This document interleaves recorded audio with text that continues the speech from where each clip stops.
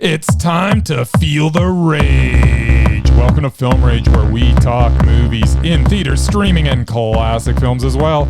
Directors and actors beware, as you cannot hide from the rage. My name is Bryce, and I'm part of the Film Rage crew, which also includes Jim. Hey, Jim. Hey, Bryce. And Murray, who this week sat through a 3-hour movie with subtitles. How was that for you, Mur? Excruciating. So with the introductions out of the way, let's rage on. Oh, thanks to all been supporting us. If you love our independent podcast, please like, subscribe, share, and give us a 5-star rating on your listening platform. Or support us and join the Film Rage community by joining our membership at buymeacoffee.com/FilmRageYYC. If you cannot commit to a membership, you can still buy us a movie rental and dare us to see a terrible film. And you know what? We'll watch it as long as it played in cinemas anywhere in the world. Now, let's get to raging. But first, here's a word from our sponsor.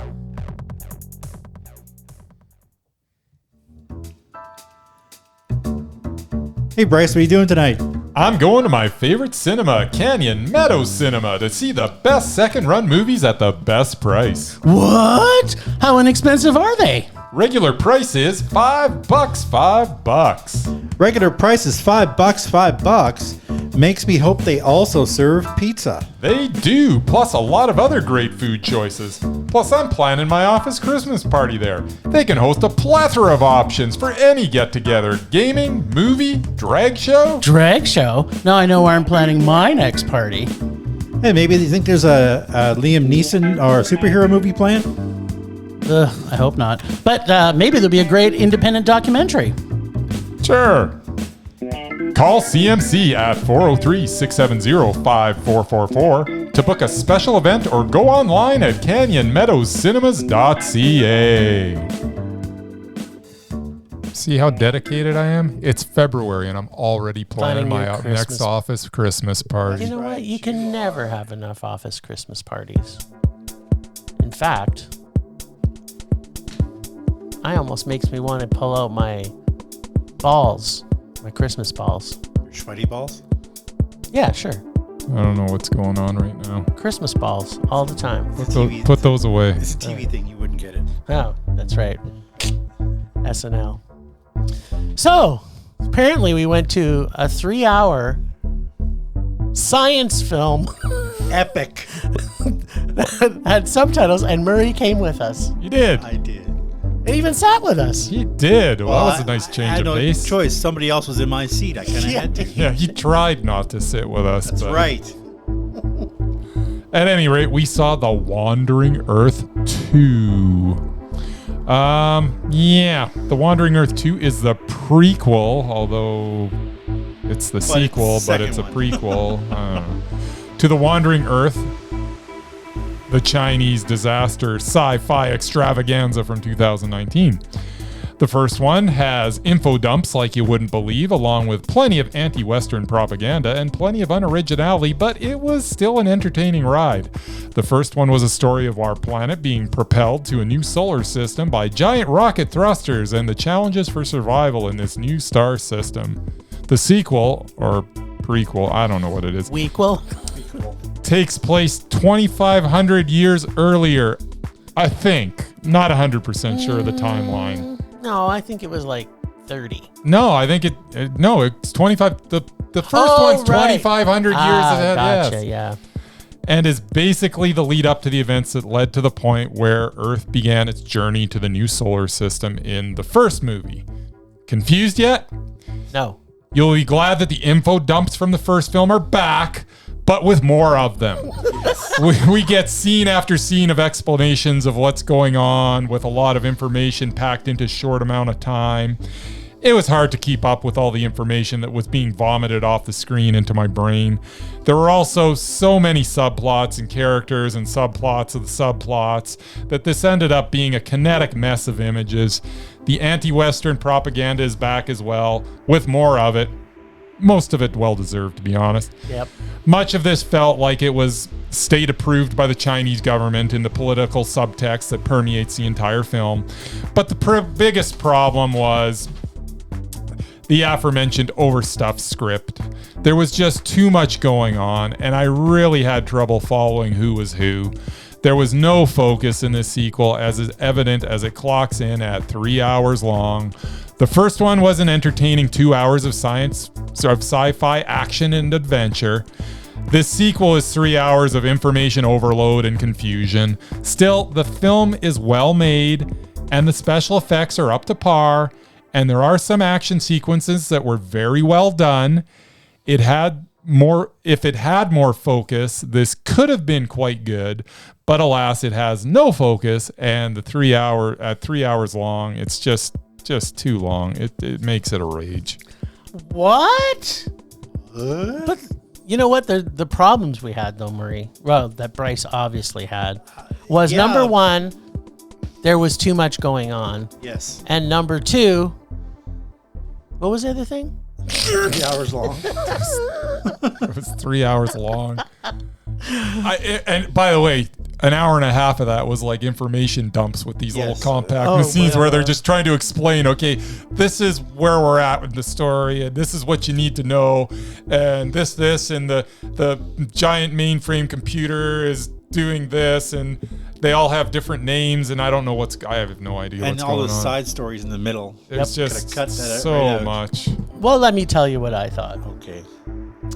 The science is not important, right? No, it's science fiction. Well, that's what I took away from this anyway. And what the film I am now calling Chinese Armageddon. Yep. There is so much science and not enough fiction. And we get way too much typing into computers and plugging in and out of things into consoles and flying planes, flying spacecrafts, and everything you might expect from a version of Armageddon that we haven't seen yet. But the music. Yes, the music is actually worse than the Americans' Armageddon. And I never thought I'd ever say that about any film because the music in the original Armageddon was so terrible. Could have used a good Aerosmith song. No. Yeah. Although I would have relished an Aerosmith song in this because the music that was in this was completely terrible. Aerosmith. But this isn't the last time I'm going to mention the music. Yeah. This film that had some fun scenes in it, like the Chinese Top Gun Maverick scenes and the quickness of every tech scene and the not explaining anything ever once through the entire movie. And there was at least 50 languages spoken in the film. And they all understood each other. These were the good things. But the film was so long and overly dramatic for everything. This was an epic journey to get through, and the producers of this film wanted you to see every step in every move that is made to get you to the next step in the so-called science, and I'm making finger quotes here, for this science fiction story. So yeah, it's sciencey. And it's too long. And corny at parts. And we got Wei and Ben, which kind of made it cuter, right? And by cuter, I mean a CLF and a Chinese R2-D2. I like the Chinese I was gonna say R2-D2. BB-8. Yeah, but, he was the Ben was cool. Ben was cool. R2-D2 was actually useful. BB-8 was the useless one. Yeah, well, Okay, I I'm don't just even know saying. what's going on I'm just anymore. saying that Ben Yes, was awesome. he was. Let's face it. But I have a feeling they added these for the kids that played on their phones all through the entire movie. I thought after seeing the first 30 minutes, we would get a nonstop thrill ride in the vein of the Death Star battle in Star Wars for hours. But then multiply that times 10,000. And then science started and didn't end for 2.5 hours of science. And science that wasn't plausible now or even in the future. I mean, we can't move the Earth? There's a lot of things in this science film. You don't know what's going to happen in the future. No, there's a lot of things that are not ever going to happen in this. You don't know. Yeah, I know a lot of things. I know how science works. And make-believe magic science doesn't work. You tell somebody in the year 1560 that there's going to be planes, and they'd be looking at you like you're an idiot. They'd believe it because they saw birds. That makes sense. It's an evolutionary step from birds to planes. I've seen comets. Yeah, Earth becomes a giant comet. It's fine. I've seen all kinds of stuff, but I also understand the basics of science. This all just proves that even in China, sequels or prequels can be just as terrible as they are in North America. The portion of what I liked in this film was very small in comparison to the amount I did not like in this boring, corny, sappy, overly dramatic, heavy-handed science friction with terrible music rage of a film. I also hated this film. I wanted to like it. The first 20 minutes were awesome. Yeah. And then the science started. 45 minutes, but yeah. It was, yeah. But what does Murray think? I think Murray probably liked it the better. The guy than who hates 3-hour movies with subtitles? What do I think? He loved it. Because it was like Chinese Top Gun Maverick meets Chinese Armageddon. Yeah. Armageddon. Independence Day. 2001: A Space Odyssey. Mm-hmm. Interstellar. Yeah. Deep Impact. Mm-hmm. Top Gun. Top Gun. If you threw all these movies into a blender, added a mostly Chinese cast and a whole lot of subtitles, what you get is The Wandering Earth 2. Filmmakers obviously watched a lot of American blockbusters. The first 45 minutes was an absolutely epic action-filled scene with space battles, fighter jets, explosions, killer drones, and people dying everywhere. Unfortunately, the movie slows way down after that, as the characters spend the next 50 years trying to rebuild their technology and avoid the impending disaster. It was so confusing at times, I think maybe only Bryce might have understood the whole plot. Yeah. I actually dozed off a couple of times, and I definitely heard some sawing logs next to me in the middle of the film. Wasn't me. The ending was, unfortunately, typical Hollywood cheese. And I could have done without the 10-minute epilogue explaining what happens to the Earth for the next 1,500 years. While it was mostly entertaining at the beginning and end, this movie was way too long. If they had cut out about 45 minutes in the middle, I would have enjoyed it probably a little bit more. Now, I checked the reviews on IMDb. Out of 144 reviews, at least 130 of them gave this movie a 9 or a 10. I guess I'm missing something then. It was a mind-blowing special effects heavy rage. Wow. And you know what that means. I do know what that means. Rage! Rage! Rage! I was actually going to be nice, but you guys dumped on it, so I thought, why shouldn't I? Murray, always be yourself. Well, always. I usually hate Don't try and everything you guys kowtow like. to anybody. Because you know how much I like foreign films. I thought, well, this is an action movie, I might like it, but the action was few and far between. Yeah. So. I like how they replaced the subtitles. So every time they said the F word in English, Yes! they replaced it with something else in the subtitles. Yeah, it was something like. I love how they Frig or had like something. 3 different languages on the screen. Like they had subtitles, they had the Chinese ones, but they also had other ones too.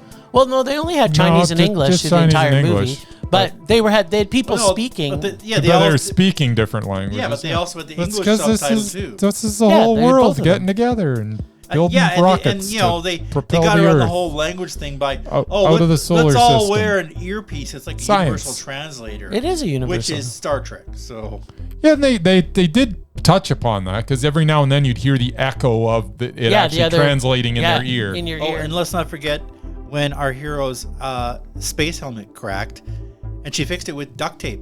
Yeah. Duct tape fixes everything. The science is fine. brilliant. I'm sure it does. Science. There's so much real, actual science in this. But can we talk about how annoying this little CLF in this was? Yeah. Like, oh my god. She was barely in it. It was fine. Yeah, but she was. She had that. whining and crying every the time whole- she every- shows up. But you got Single this. time. You got to see her basically do the same scene over and over again. Yeah, 2 minutes every time. I know. Then she'd start.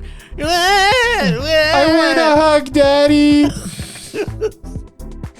This was way too long. Like, it was just so long. Yeah, it was. It felt like First one was pretty good. Like, I liked the first Well, yeah. one. If you make a movie that's 2 hours, Yeah. then that you've got to hope. The first one was kind of like this one, only with the good stuff without all the filler and Nice. But there was still, information dumps like crazy in the first one too. But not like this one. This was like overboard. I've never seen so much information. They dump all this information at the end of it. You're just like, what? And nobody cares. Or the amount of detail. Like, they really did have to put every step. Yeah. Like, they would be like, okay, we're going to show this person typing in this computer. Yes. And you're like, okay, that wasn't. And then they keep showing them typing. And you're like, what? This is like 3 minutes of them typing. Like, why are you doing this? I don't get it. Yeah. Or like plugging in, like the one, I don't even remember what scene it was now. He has That's to. how I he has felt to in do all. Missing, by the way. It's like he does another plug here and a plug there, and there's it's more plugs. underwater because water never affects technology. We're at in the all. future. Oh yeah, water. Everything's waterproof. Stop trying to poke holes in the well. science. There was no science. There was nothing but science. That's right. I mean, sorry, what I meant to say is there was nothing but science that all made no sense. It blinded me with science. And I think that's ultimately the way And to the wind. science put me to sleep. That winds up this episode. It blinded me with science. Well said. Lack of science. Well said. So we also got to see a movie called Knock at the Cabin. Knock at the cabin. Separately. Yes, we saw it separately. Yeah, that's actually weird. All three of us went to separate screenings of it. Yeah. which is crazy. There's a don't know big that story it's ever behind happened. all this, It's but not let's just leave it not to a say big story, but it would have been more fun to see this together. yes. I have to hand it to M. Night on this one. All Right from the beginning of this film, he sets the stage for the level of creep this movie brings and does it in a way that anyone with children will definitely identify with when a huge scary man walks out of the woods and starts talking to a little girl. This is enough to scare any parent right from get-go. Now, if I hadn't seen the trailer 23 times before, though, I think I may have been creeped out more because I know why he's talking to the little girl from the amount of times that I've seen the trailer. But kudos, because the opening scene is good. But then things slowly start to do like these films do. So from the beginning, they come to the front door, the four crazy looking people with weapons, and then the people in the cabin have a perfectly good back door. But instead of leaving, they decide to continue conversations with the four intruders. And of course, like M. Night films, he ties in symbolism with grasshoppers getting to play the symbolic reference of the people in the cabin, so that makes it more creepy. Does it? So yeah, no. So far, nothing new here from M. Night or the genre. But then we get to see how awesome my boy Ron Weasley can take a few punches, and made me just that much more happier to see him. Who's that? Who the hell's Ron Weasley? Boy! Don't do who that is. That's Rupert, Oh, the Harry Potter dude? the Harry Is that Potter what his dude. name was? Yeah. I couldn't even tell you. I'm sorry, was that his name in Harry Potter? Yeah, his Yeah, name's apparently. his name's Crying Ron out Weasley. loud. I just knew he was in Harry Potter, and he was Yeah. the redheaded dude. And he's awesome. Okay. But it appears he does know how to take punches, but apparently he does not know to do too well with sickles. The story does move along at a good pace, and it does make sense when they get rolling as the full story starts to unwind. We get M. Night fried chicken sighting, which is golden, or better yet, golden brown and delicious. I did like the premise of this film, but just like most M. Night Shyamalan ding-dongs, and their films, there are things purposely left out which in normal circumstances would have actually happened, such as given more specifics to the visions and the four horsemen. I feel they would have tried harder to make this more believable. They really don't. And I really hate memory flashback montages to unfold storylines as a rule. And this one, although it was still annoying, for example, like the gun purchase flashback, I can see why, and there was some merit to put some flashbacks in this, but they did do too many for my liking as usual. Also, after the third sacrifice, no one decided to turn the TV back on or the horsemen. Now, granted, shit was kind of going down, but not sure if it was the acting or maybe the direction, but I didn't feel at all like there was any stress or urgency or suspense to them trying to convince them of this stuff. Like, it was just like, huh? Plus, when they show up originally, they say these global catastrophes are going to get progressively worse. And then they start, and they aren't even really that bad. Like, it's just like, oh yeah, so it's just a tidal wave. They made it seem like it was going to be, the first one was going to be horrible. It was going to completely destroy the entire side of the world. But then they weren't. So it's like they're planting these seeds that are going to happen. And then they just kind of, oh yeah, that doesn't seem so bad. Like, so it didn't, to me. It's a normal Sunday afternoon. Yeah, it's just kind of like it kind of did feel like a normal Sunday afternoon.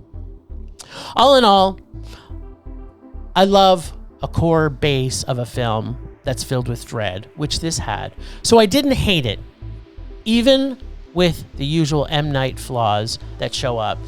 This isn't as terrible as Old, but it isn't his best work. I feel he needs to get better understanding of the entire film and spend time on the story and less time on Shyamalan dinging us. Apparently, the M in M. Night for this film was meh. I liked Old. I didn't. I thought it was terrible. It was good. It was bad, and it's really bad, and it was a rage, and it's terrible. All right. Yeah. Mur? So I guess M. Night Shyamalan has given up trying to trick audiences with surprise twists in his films. Yeah, he knows no one. Maybe because this was a book I disagree. first. This is a book first, so he had nowhere to go, I guess. He had to, direct what was actually the story. I kept waiting for some big twist or some monumental moment. Oh, there was. Still waiting. There were some decent performances, especially from the usually monosyllabic ex-wrestler Dave Bautista. Yeah, he was good. He's actually turning into a decent actor when he's not covered in paint or makeup. I thought they were good. Despite his massive size, he was actually quite the gentle giant. The storyline and characters had potential. Unfortunately, every scene is predictable all the way to the end. Cinematography was pretty good. The plot was too predictable, and the characters were not developed well enough.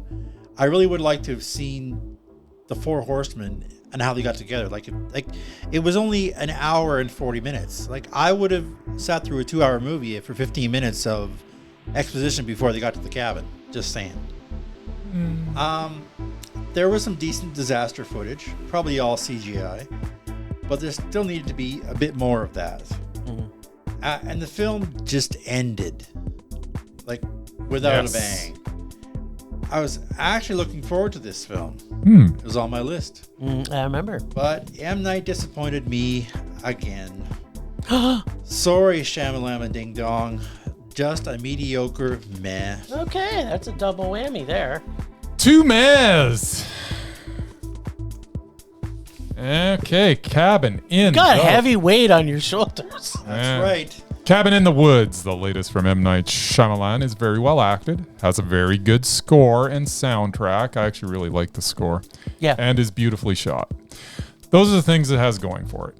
Unfortunately, it also has a script that sets up the action well in the opening moments, but never really pays off in any way. The movie should be tense from moment one, but somehow the anxiety that should have been palpable is instead non-existent. This big concept of the good of a few versus the good of everyone on the planet is one that should have evoked more emotion from me. Perhaps if they had shown a glimpse of the violence that was occurring off camera, I could have found myself more invested in this, but instead everything that happened felt muted, which left me separated from the actions. However, I will say this may be the biggest twist ending of any Shyamalan movie, as the expected twist in this one never comes. The twist is there is no twist. Right, there is no twist. Which is huge, because I was like, wow, that kind of blew my mind at the end of this. There was no twist There at the was end no of twist. Oz. There was no twist at the There end was of there was a baby twist. I was waiting for the aliens to come and save us. This film is pretty to look at, with good actors acting well and very good music, but unfortunately the script does not live up to the quality of the talent and production. It is not bad, and it is not good. What it is a movie that is the definition of what I mean when I say that a movie is meh.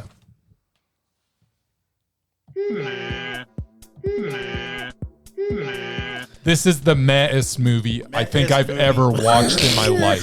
That is true. Like Yeah, it couldn't be any more meh. Like the if opening- ever there was a perfect word for this movie, it's meh. The opening set it up really well. Like, it was creepy as hell. The music, like, Yes! I was waiting for The some bad first- shit to happen. The first scene when he comes out of the woods and you're just like, So good. This is so good. But also the trailer destroyed this again. Yep. Like, they could have done so many things like that. The Imagine trailer how didn't creepy help, that. but the movie destroyed itself. Yeah, the movie. But the movie trailer destroyed itself. did not help. There There's no was question. really no urgency to any of this. That was the thing. Nobody, and I didn't find the And acting. I'm not even sure that showing some of the violence is the answer, but there had to be something that got me into this to make me think there was peril. and the problem is- I didn't. Yeah. They only showed it on the TV in the cabin. Yeah. So for all the couple knew, it could have been just all like Right, they brought that up. and that's what he was saying. Could have been piped in from somewhere else. That's and what it he all was saying fake. through the whole thing, Like, right? until you actually see it happening, like you cut to India or Hawaii and see the tidal wave, then you don't know it's actually happening. Yeah, and it's the fact that now it's receding now, and it's not. I mean, again, like I didn't at once, and actually the acting, I'm going to take a little bit to say the acting was not great. It was good. Because there was no emotion in these characters. I didn't feel, and I don't think it's just the direction and the script. I do. I'm disagreeing with you, because I think the actors just brought to the screen what they were told to. Yep. They didn't push themselves any harder for us to say, I'm feeling any emotion. I didn't feel any emotion from really any of the characters. Yeah. Except for maybe one of the dads. I blame M. Night for that. Well, I blame M. Night for a lot of it. Like, he to your point, he did not give us any real suspense. He does things intentionally where he takes things out of it that should have been in the film to try and give you, we have to have this weight. Like, maybe they are just crazy and we're not going to know until, later on in the movie. But we already knew that wasn't it anyway. Well, I mean, like, there was the one moment where they discovered that Rupert Grint's character actually did have a connection with them. Yes. That made me almost think, okay, well, maybe it wasn't. Yeah, and that's what he was trying to do, but just with not really that was well like written. Not effectively. only moment in the whole movie where I had a doubt. He was trying to plant a lot of seeds, but He did. none of it grew. And even the commentary on the Four Horsemen isn't even if it's supposed to be biblical, the Four Horsemen that they lined up wasn't what the Four Horsemen was from biblical times. So it's like I don't know. It was and the Four Horsemen were sort of was. no, it isn't. Like, when you you look could at make there's a the Old connection. Testament and the New Testament both You could have make a connection between. Yeah, you could, but No. how they did it wasn't. If you're to give me the those four things, and get me to match them up, I can do it. yeah, but No, the but- four things that he listed weren't even four things. Like, we're like, No, like from what I remember from my Sunday school, it's like the whole Four Horsemen, they all carried a different like plague or pestilence. But like these Four Horsemen, one was like patience and one was like virtue or something. And I'm like, that's not That's not Four Yeah, Horsemen. yeah, exactly. I thought the Four Horsemen was Tully Blanchard, Arn Anderson, Ric Flair, and There you go. Don't ask me. I thought watched it that. was the 4 Teletubbies, but And- that's me. who's the fourth horseman? Tully I don't Blanchard, know, Ric Sting? Flair. I don't know. Tully Blanchard, Ric Flair, Arn Anderson. I'm sorry, what does that have to do with the price of tea in Well, China? it could be Barry Windham, could be Lex Luthor. They had a bunch of was fourth an old members. wrestler. Lex Luthor? What? Lex Luger. Luger. Lex Luthor was a wrestler? Yeah, Lex Luthor was a No, wrestler. this one had hair. I have hair. Anyway, yeah. I mean, I'm starting to not really believe in M. Night anymore. Yeah, I haven't He needs really he needs to impress me. since. Yeah, while. I still like him. I think he's man. He's the M in M Night Shyamalan. What I found really, I found really funny. Man, was, Night Shyamalan. He was on my I think favorite. that's the title of our episode. There you go. No, it's already too. Blind Me with Science is our episode. Yeah, that's exactly. What I found actually funny is he was on my favorite talk show, M. Night. Graham Norton from England, which I watch. Yeah. And Sarah Michelle Gellar was on. And he was talking about how he doesn't like people giving away Who's Becca Michelle Butterfield? Shut up. How he doesn't like people giving away spoilers to his movies. He doesn't want people telling people how was the first one? How mad they are? No, The Sixth Sense. Sixth Sense. He doesn't want people giving away spoilers for that. And I'm like, well, the movie like 25 years ago? Like, if you haven't seen it by now, too freaking bad. But no, he hates people giving away spoilers. I'm like, well, good, because you don't give them anymore. Yeah. Like, he doesn't have any. No, I think Bryce was right. The spoiler in this There was wasn't. no spoiler. I know, it was shocking. M. Night. It melted my mind. Melted my mind. Got you all the way to Matt. It did. It wouldn't have been Matt if it wasn't for that great twist ending. So, 2 disaster films in 1 week. How about Yep. that?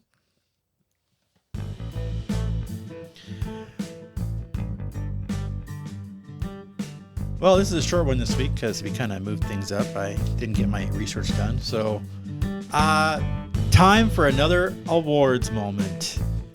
Don't worry, fellas. You'll like this one. Well, Well, For I like anyone who cares about music, the Grammys were on Sunday. I personally don't give 2 craps about them or anybody who was nominated. Mostly because my music catalog stops at 1990. But there's one little tidbit I thought I should share.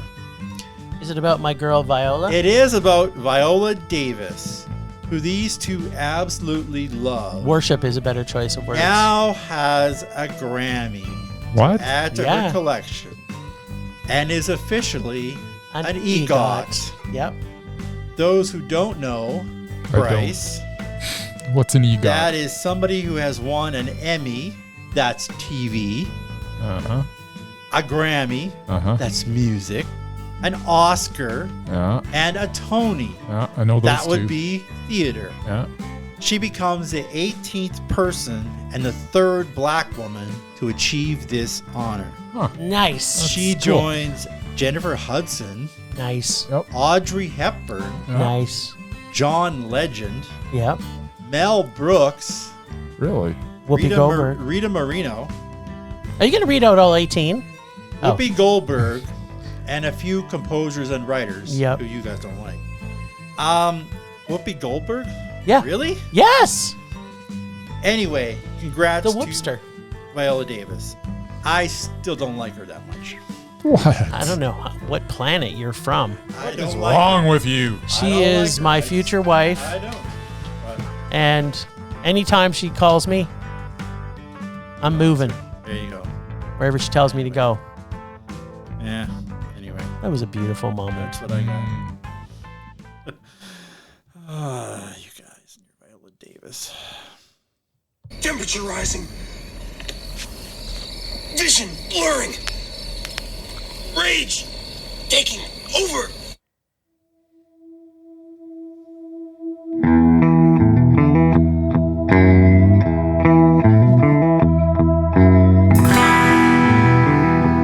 Oh, my rage is deep this week. Super, super deep. Almost deep impact deep. Almost Deep Impact. Lay it on us. Not quite Armageddon Deep. Originally, my rage was going to be that Murray doesn't love Viola Davis enough. But I can't bypass the fact that we watched a 3-hour movie that was so sciencey. And I hate science in movies. I like science fiction in movies. I like science. But I don't like science movies. Science is good. That's my rage this week is science movies in general. Really? Yeah. When there's too much science, it's like, I'm sorry. Like, who are you making this for? Professors of science at the Science University of Scienceville? It's not what I want to see. Just trying to educate the masses. Yeah, educate the masses with non... Quit trying to teach me stuff. Quit trying to teach me stuff about science and just get to the science fiction. Get to the killing. Make believe and alien abductions and probing and the things that I want to see from an alien movie. Like Fried Berry. That's the best. That's the best science fiction. That's the best science fiction movie ever written. It is. It's up there. See, there wasn't any science in Fried Berry.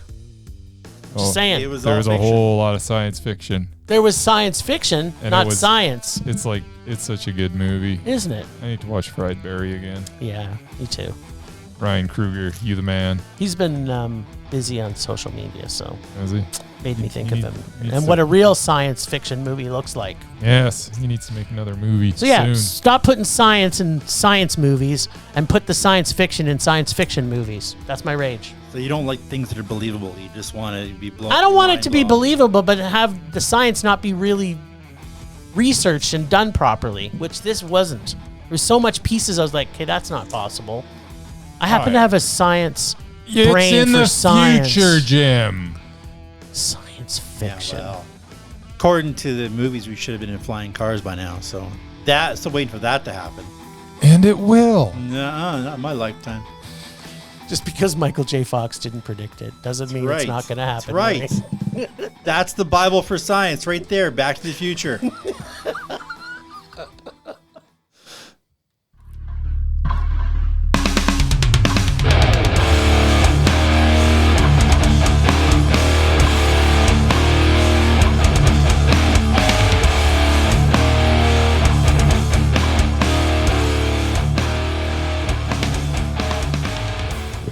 My rage is the fact that Jim keeps on sending me the agendas with goofy highlighting and different colored text, so that when I try to insert my reviews, they copy the goofy colors and make them unreadable as they wash out on both the screen and in print. Why can't you just send me the agendas in black and white? And instead of all the stupid crap that he insists on including, I literally wrote my entire review for Cabin in the Woods, and then in the process of trying to change the color of the text from frickin' yellow to black so I could read the damn thing, I instead managed to delete the whole bloody thing, and I was unable to recover it. So I had to start over. I'm not amused. I'm not amused at all. That's my rage. It wasn't So- Jim. It was the evil computer. It was the evil computer. That's what he it, says. it was Yaya. It was. He sat there and he spent all morning trying It was to make Yaya. it look normal and look, this is what I think you said. Yeah, right. That's believable. I think ultimately what his rage is that he doesn't understand how to use computers. That is his big rage. He's angry. But you know what? I have big enough shoulders that I can bear the brunt. That's right. Of his anger towards technology. I can take that. He is a technophobe. I'll be there for him. Wasn't that a line from a movie somewhere? I don't know. I'll be here for you. Yeah. I'll Sure, it's a song somewhere. I had to stop last night. The thing deleted. I tried to get it back. I'm like, I'm done. I So then love I had to get up at 6 in the the morning frantic- to prepare today. I love the frantic messages that I got that I didn't see last. Didn't see. I woke up this morning as I was leaving the door, and I'm like, "Oh, Bryce had an exciting evening." He had some issues. He had to work them. It literally made my day.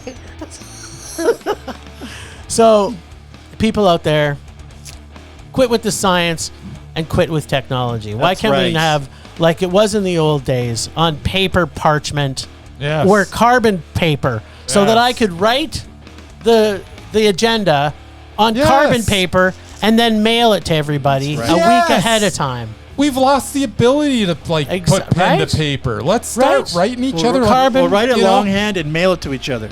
Exactly. I have to This is remember what I how want. I remember have Let's to all remember. slow down. All this fast information going back and forth. Slow it down. Send a letter. You'll have to teach me again how to write cursive though, because I don't know how to do cursive. I will. And if I'm gonna do I a will handwritten, teach the I don't even world if know- we'll all I don't just even put know how to do away all the handwriting anymore. technology. Yeah. Can anybody remember how to make an F in cursive?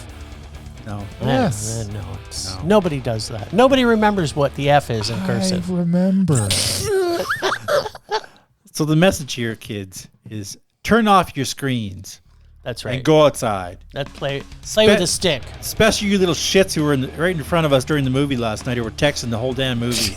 I know. I want to start throwing stuff at you. You can't sit through a 3-hour action movie with explosions This and became a Murray rage. That was my rage. If Murray can do it, you should be able to do it, right. 8-year-old kids. That's right. Rage subsiding. Pulse slowing. Anger fading. Well, as Bryce put it, my lineup was so screwed up, I don't even know what the lists are about this week. Yeah, there's nothing. There's nothing there? There was just a question mark. There's Yeah, just it's a question. It's just a question mark. This is a question mark. What's the We question were mark? overloaded with stuff last week. Yeah, we've been beating ourselves up about it, mostly because we couldn't convince Bright to watch some Kelsey Grammer movies that played in cinemas, but ultimately None of them played in cinemas. we need to find a rage-worthy opponent that has been in a lot of movies. So I'm putting that out there to our listeners to please find us somebody that's on our repulsive or doubted list. I would suggest a birthday boy today, Mr. Oh. Ashton Kutcher. Yeah. But he's in the best science fiction movie of all time. Dude, where's my car? Dude, Yeah, where's that's my right. car? Yeah. It's true. That's my favorite science fiction movie. It's pretty good. So are we moving I'll give on you then? that. We have nothing else? Yeah, we got nothing for this week. But Murray's maybe going to do some research. Murray will give us an assignment maybe if we're lucky. Yeah, do some research. Yeah, Murray. Get some research going.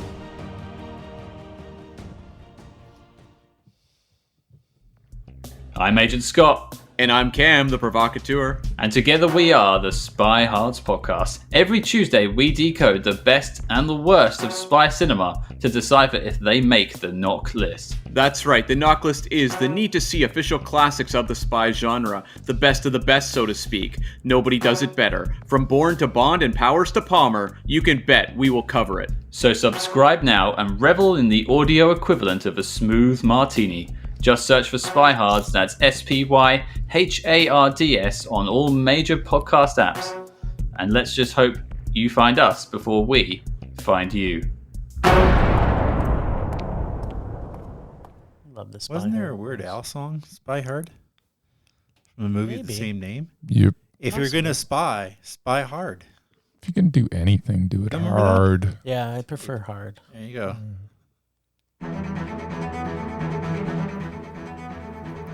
Last week on Rage or Dare, I took things into my own hands to ensure there would be sufficient rage from the boys, but mostly in an attempt to break Bryce. Apparently, the dare I threw to the crew, which was The Wickerman 2006, was not dared to them before, but they did discuss in this segment in a mesmerize off. Huh. Are they trying to bring me on full time now?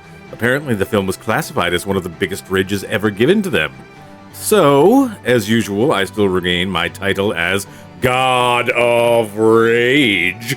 And, in a twist fitting of an M. Night Shyamalan ding-dong film, I understand the boys watched the original version. Will they find it just as bad? This week, Jim and Bryce were dared to watch what can only be imagined as a praiseworthy submission by our friend Zolgar from Two Idiots and a Dog, as he dared them to see Big Mama's House 3, like father, like son. Do you think the giant crybaby rant from Bryce the other week had anything to do with it? I would say most definitely yes. And I also say, well played, Zolgar. Well played. Now it's time to find out which version of The Wicker Man is the worst, and more importantly, was there even a reason to remake it? Let's find out. All right. So I'm going to keep this pretty sweet because I just watched both these films recently, so I didn't watch them again because I don't need to because I just watched both of them. Christopher Lee is always a pleasure. The atmosphere is creepy throughout. And the climax is satisfying. What more do you want? It's meh. The Neil LaBute 2006 version is the opposite. Nick Cage is brutal. The atmosphere does not exist. And the climax is unsatisfying and unintentionally funny. It is a rage. There is your comparison of the two. That's it. It's meh. And the new one's a rage. That's it. That's all you got? That's all I got. You're just dialing it in. I love how they I try. already discussed it. I love how they try and make you think this film is a documentary or found footage. I mean, it's 1973. I know this is a new idea, but if they wanted to know how to make a real film that's supposed to make you think it's a found footage film, then go watch Cannibal Holocaust. First off, the music was just as bad as the remake. I mean, what the fuck was that corny song they kept singing all the time? Corn rigs and body rigs. The song just kept playing and playing. It added to it. No, it didn't. It just made me want to murder people even more. And, oh my God. As much as I love to see Britt Eklund naked and dancing around, really? A musical? There was no reason for this to be a musical. It made but wait, it's 1973. Yes! This film is very much like the remake. Not much of anything happens. No real sense or anything makes sense.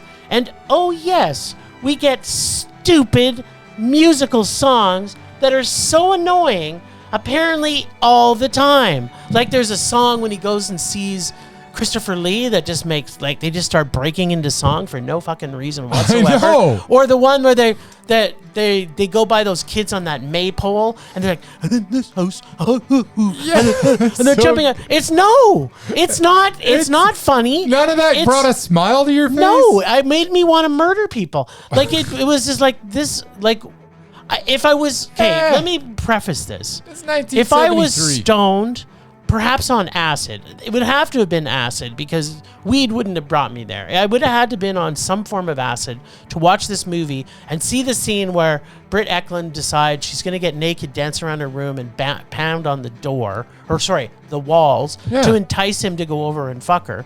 But then it's like, no, this made no sense. There didn't need to be a song. There didn't be a dance number. It was not funny. It was not good. It was terrible, just like the remake was terrible. It had its moments. No. I must have forgot, though, that this was a musical. The reveal also isn't much of a reveal. No, well, it isn't anymore. Yeah, it's not really still. I mean, if you watched this in 1973, if you watched it in 1973, your brain would have melted at the end. That's of right. this. Yeah, but 1973, like this is what I'm saying now. Going back to watch it, if I watched it in 1973, I would have been in my youth. I wasn't born yet. I would have been in my youth, but I would have loved it. And I would have still gone, why are they singing? That doesn't make any sense. Yeah, it's all right. This was dumb. I didn't like it any more than I liked the remake. Oh, it's way better than the remake. The remake is just terrible. Okay, let me put this clearly. Yeah. It is better than the remake, but they're both rages for me. All right. And I don't ever want to watch it again. Yeah, well, I've watched it. I've actually watched this 3 times now in my life. Which Not one, sure the why. The remake I've watched twice because of this podcast. Nice. The original I've watched 3 times, and I get something out of it every time. It's never great, and I hope I never watch it again. But it's not bad. It's meh. I'm hoping Kim will tell you. You know, I've never seen this. Can you watch this with me? Nah, she actually watched it with me last time. I think she likes it more than me. Probably. Yeah, this is bad. You know what? I can't wait, though, for us to watch Big Mama's House 3. Yeah, when are we doing that? Which is probably the biggest blockbuster. Everything coming out this weekend. We're going to have something to look forward to. Yeah. This may start the evolution of us becoming Film Rage again. We had a comment on social media that our previous episode, there was way too much Mondo. There's a lot of Mondo. There was a lot of Mondo. Not so much this week. No, not much at all. Good. So yeah, I guess that's it. We'll be watching Big Mama's House 3, like Father Like Son or something like that, I don't think that's what it's called. could be like the worst thing we've ever watched. And ever. the new Magic Mike coming this weekend. What? Yeah, that's what Is we that have. this weekend? Unfortunately, I don't know. We have that to look forward to. We're not watching that, are we?